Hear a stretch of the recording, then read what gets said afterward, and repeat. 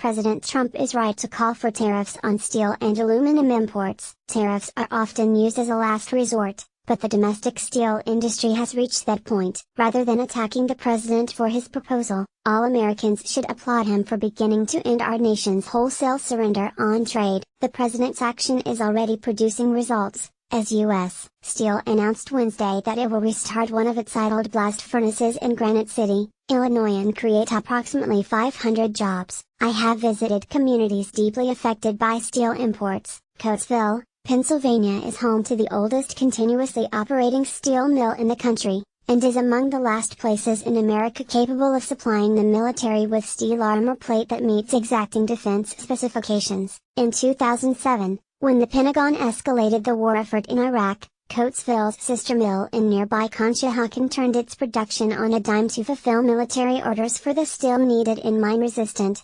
ambush-protected vehicles. Today, both mills teeter on the brink of collapse. So workers there listened intently when candidate Trump promised to rearrange trade agreements and bring factory jobs back to this country. The president's announcement last week of a 25% tariff on imported steel and a 10% tariff on imported aluminum is precisely what he promised. Enacting these tariffs will restore some needed sanity to the global trade in the metals markets, which is in imbalance because of the actions of China's government. Beijing has followed a state-led policy with a goal of dominating the global steel industry.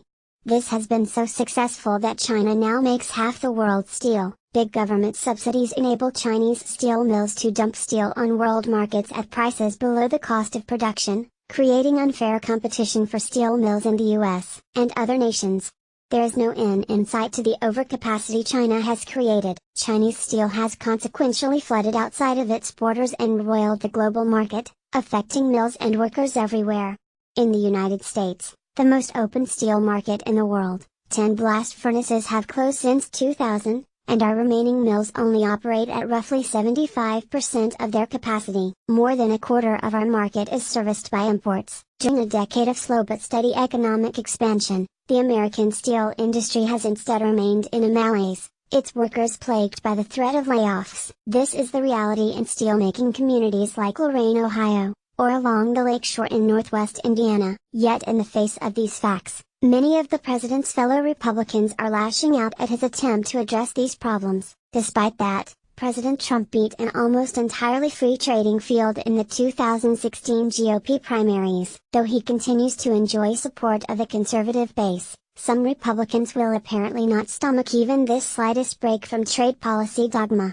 House Speaker Paul Ryan, Republican Wisconsin, and many House Republicans are seeking to block or water down President Trump's plans, though last year Ryan himself proposed a 20% border adjustment tax on all imports. National Economic Council Director Gary Cohn, before his resignation in protest Tuesday, was marshalling Wall Street collaborators and global companies to attack the tariffs proposal. Even though taken to their maximum extent, the tariffs would mean a $9 billion cost spread through a $20 trillion economy. That same crowd completely misjudged America's years-long economic embrace of the Chinese government, which is currently using this influx of wealth to fortify an enormous mercantilist police state. These same critics argue tariffs will raise consumer costs and hurt steel communities far more than they help. But the only credible review of former President George W. Bush's comparable tariffs in 2002 showed most steel consumers didn't see a significant price hike, and that American steel prices rose even more slowly than global prices did. Those tariffs allowed a domestic industry staggered by more than 30 bankruptcies time to recover,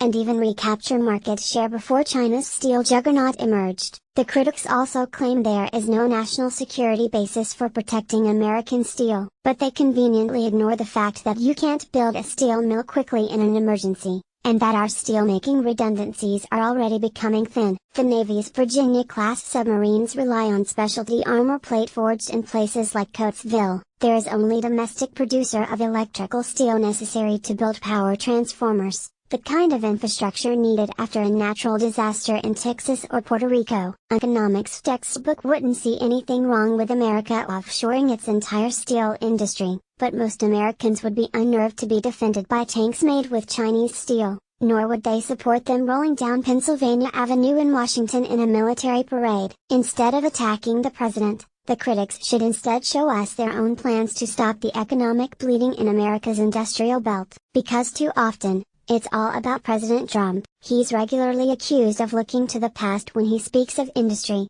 and specifically of steel. But the people in our steel mill towns know their communities won't ever again look like they did in the 1950s. That's not what they're asking for. They're simply asking to be included in America's future. This tariff will give them a chance at that, and set the tone for how we should now approach China and its state-led capitalism. Already, China is well on its way toward dominating the markets for feature-oriented technologies like semiconductors and artificial intelligence, and it has used trade as a tool to achieve that objective. China forces technology transfers upon foreign firms operating in its borders. It rampantly abuses intellectual property protections. And it's even unsurprising then that the only time Chinese military officers have been indicted in the United States for cyber espionage was for spying on private businesses. What kind? American steel and aluminum industries, among other heavy manufacturing targets. Those military officers will likely never face trial, but we have a chance now to defend America's economic interests. Tariffs are a dirty word inside the Beltway. But I suspect that people who elsewhere, in places like Coatesville, want to defend American jobs.